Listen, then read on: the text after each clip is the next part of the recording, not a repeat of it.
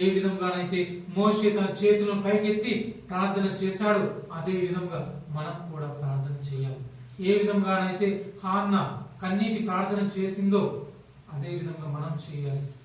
ఏ విధంగానైతే యేసు ప్రభు గెత్సెమనీ తోటలో కన్నీటి ప్రార్థన చేశాడో అదే విధంగా మనం కూడా ప్రార్థన చేయాలి.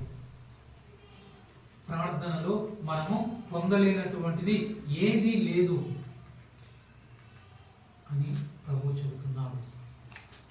కాకపోతే మనము ప్రతిరోజు ప్రార్థనకి సమయం కేటాయించాలి.